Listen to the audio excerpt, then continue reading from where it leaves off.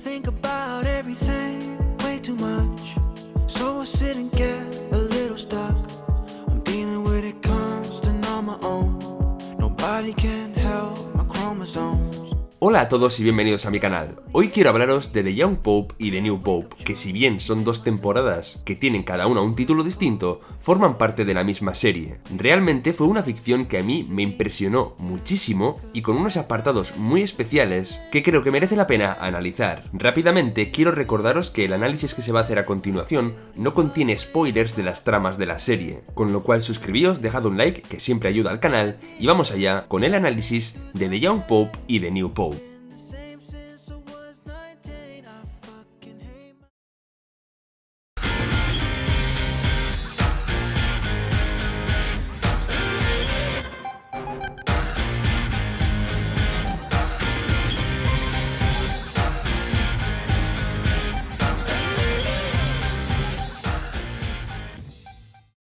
Hace ya mucho tiempo que el cine ha abordado sin ningún tipo de escrúpulo la pequeña pantalla, es decir, que los autores con más renombre o firma de Hollywood buscan sin ningún pudor hacerse un hueco en el mundo de las series. David Fincher en House of Cards o Mindhunter, Martin Scorsese en la estupenda Boardwalk Empire o en la fallida Vinyl, que a mí me dio por cierto mucha rabia que esta serie se cancelara, e incluso el gran Steven Spielberg, que produjo junto a Tom Hanks una serie ya legendaria como Hermanos de Sangre. Y no os penséis que esto se va a detener aquí, la lista no hace más que aumentar y todo el mundo quiere dejar su sello ahora en las ficciones televisivas. Desde hace ya unos años, las plataformas de streaming han revolucionado la forma en la que seguimos las series, facilitándolas hasta niveles en los que antes era realmente imposible, con lo cual el público general se ha acercado muchísimo al mundo de las series, lo que ha generado que tengamos una gran variedad de las mismas y con una calidad altísima. Hoy quiero hablaros de una serie que ha hecho uno de esos directores, Paolo Sorrentino, y por qué su obra The Young Pope y The New Pope es especial. Lo primero creo que es introduciros a Paolo Sorrentino, que es alguien con una identidad cinematográfica bastante marcada. Tiene un gusto por lo visual que llama muchísimo la atención y también una manera muy interesante y muy inteligente de narrar sus historias. Debemos recordar que ganó el Oscar con su película La Gran Belleza, un filme que es realmente precioso sobre un escritor que vive de un único libro que escribió en su juventud y al cual le debe toda su fama, y ahora, que es ya un hombre mayor, se enfrenta a una nueva etapa nostálgica, pero que a la vez es muy ilusionante. La fotografía, la composición, todo es estupendo, y la película trata temas como la vejez, el amor, los cambios de etapas vitales o incluso la búsqueda de inspiración con muchísimo gusto. Os menciono esta película porque a mí me encantó y además fue lo que hizo que después quisiera ver la serie de la que hoy vamos a hablar, porque sí, ojito, aquí tengo que decir que antes de empezar a verla sentía un poco de rechazo con respecto a la idea. Vamos, con esto quiero decir que las intrigas eclesiásticas, los tejemanejes del Vaticano o incluso los asuntos que tratan quizá la fe no hacían que de primeras esta serie me pareciera especialmente atractiva. De hecho, sabía que tenía buenas críticas, que estaba bien considerada y que a la gente de mi entorno cinematográfico, digamos, le había gustado, pero estos temas me daban un poco de pereza, esa es la verdad. Me animé a verla sabiendo quién estaba detrás de ella, la mente pensante que la había escrito y que la había dirigido, y... Girl, look at that body. Girl, look at that body. Girl, look at that body. Sucumbí a sus encantos y no me refiero a los de Jude Law, que también, sino a esta historia preciosa que nos cuenta Paolo Sorrentino y de la cual es a todas luces responsable. 2 temporadas hechas con un lapso de tiempo bastante grande para ser una serie, pero que aún así tienen una continuidad y que si no la habéis visto realmente merece que le deis al menos una oportunidad. Pero bien, la pregunta es por qué he decidido que The Young Pope merece un pequeño análisis, por qué estoy aquí recomendándoos esta obra, y el primer punto en el que me voy a detener es la estética que la serie maneja. Con el tiempo y a base de ver muchas y muchas series, estoy aprendiendo cada vez más a valorar la estética visual o el lenguaje visual que las ficciones manejan. Esta serie, por su parte, juega continuamente al juego de los contrastes. Por un lado, Paolo Sorrentino demuestra que es un amante de la belleza clásica, es decir, del arte más clásico, reflejado continuamente en que vemos pinturas, arquitectura del Vaticano, vestuario del clero muy espectacular o incluso esculturas. Su pasión por ella y cómo la trata con la cámara llena los planos de belleza y de cierto misticismo especial. Pero la obra no se queda ahí, sino que al mismo tiempo también nos pone en los planos, para contrastar con esta belleza clásica, un contrapunto. Si bien lo clásico ocupa un espacio importante, siempre hay ciertos elementos modernos o quizá un poco desenfadados, incluso cómicos, que chocan con la seriedad o la sobriedad de lo que lo clásico representa. Podemos ver a Lenny, el personaje que interpreta Jude Law, fumando un cigarrillo mientras está vestido con las ropas del Papa, jugando al tenis, en una posición totalmente relajada. Podemos ver cruces, un símbolo muy clásico, pero hechas de neón, con lo cual este contraste le da a la serie una identidad muy personal y, en mi caso al menos, también una identidad que me absorbió muchísimo. Y en este juego de contrastes juega un papel muy importante la banda sonora que elige la historia, ya que, como digo, siempre contrapone lo supuestamente serio o señorial que representan las imágenes con una música un tanto cañera o gamberra, dando como resultado una imagen muy potente.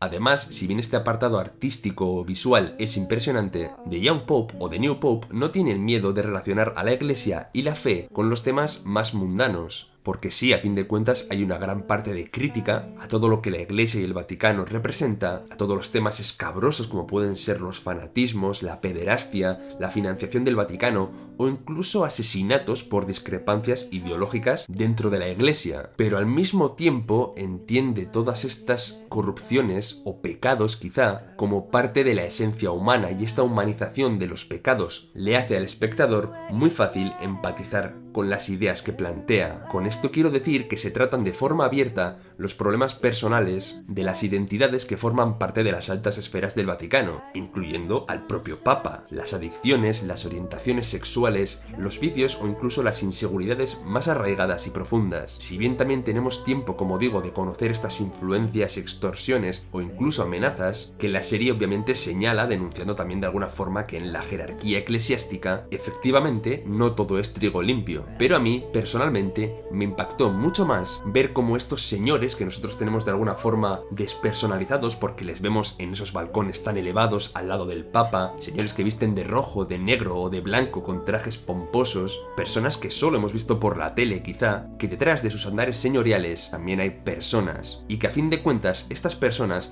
tienen también los mismos problemas que tú y que yo. Bueno, quizá a fin de mes sí que lleguen, pero por lo demás tienen también sus cosillas, ya sabéis a lo que me refiero. Y verles, entender sus ambiciones, sus objetivos, me ha resultado muy interesante, cosa que no esperaba y que no me llamaba la atención antes de ver la serie. Otra de las cosas que la ficción se cuestiona o que quizá plantea es el papel de la religión y de la Iglesia en sí misma. Vamos a ver cómo Lenny, por ejemplo, uno de los papas, tiene puntos de vista muy particulares sobre cómo la Iglesia debería ser, cómo tiene estrategias bastante personales de cómo llegar a la gente, cómo transmitir el cristianismo o el catolicismo, y además la serie tiene ciertas licencias porque juega con personajes que no son históricos. Es decir, ni Pío XIII, protagonista de The Young Pope, ni Juan Pablo III, protagonista de The New Pope, son papas que hayan existido realmente, con lo cual Paolo Sorrentino se permite jugar con ideas, con situaciones, con personalidades incluso, que permiten ver escenarios hipotéticos con respecto a cambios que podrían pasar dentro de la estructura de la Iglesia. Y esto es un acierto porque ya os digo que le da al creador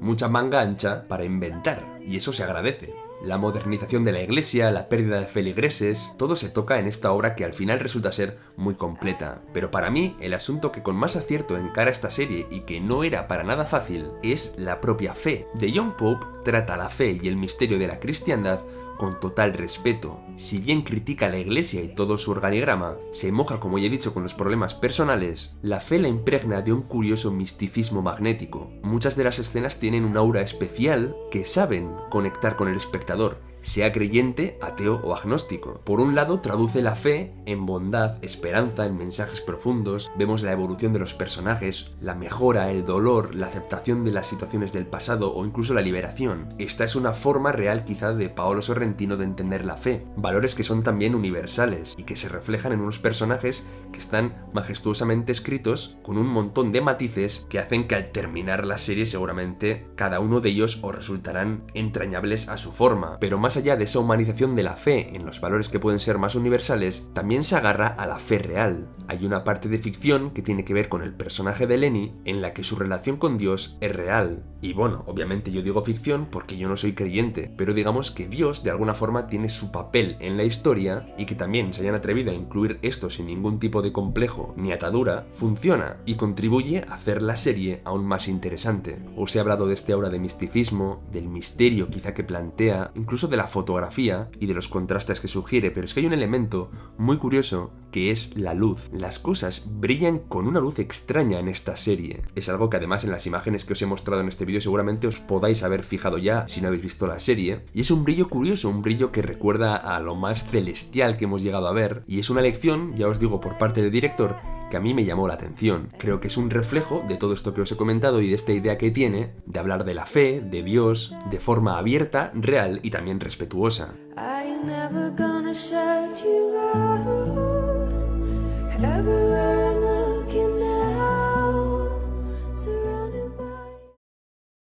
Y ahora llego al que para mí es el mayor acierto de toda la historia, como es Lenny Belardo, un papa de origen americano, con unas ideas radicales sobre cómo deben ser la Iglesia y el propio Vaticano, apodado Pío XIII, y con un doloroso pasado que no deja de perseguirle, condicionando incluso las decisiones que toma como papa. Alguien en torno a quien me atrevería a decir que gira toda la historia y que para mí es uno de los personajes mejor escritos de todas las series que he visto.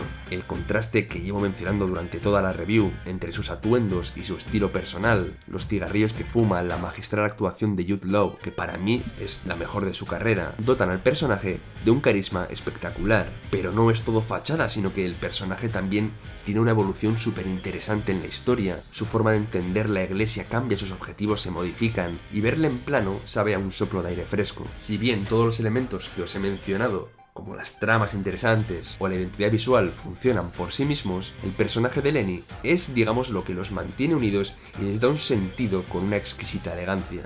Es curioso porque en la segunda temporada, o en The New Pope, las circunstancias llevan a que Sir John Brannox sea elegido como nuevo papa. No comentaré cuáles son dichas circunstancias porque no quiero entrar a estropear la serie, y aunque quizá no sea el eje central de toda la segunda temporada, su fuerza está incluso en las tramas que no tienen que ver con él. Y no me malinterpretéis, no es porque el resto de personajes o tramas no tengan la fuerza suficiente, porque John Malkovich se encarga de dar vida a quien se convierte en Juan Pablo III, que es también un personaje con muchísimos matices y con un carisma muy especial. Si bien es distinto a Lenny, también sabe llevar la segunda temporada con una fuerza muy atractiva. Pero es cierto que Lenny es alguien muy especial. Además, la simbología de la obra tiene una influencia católica poderosa y está introducida en la obra con el mismo gusto con el que Paolo Sorrentino compone cada uno de sus planos.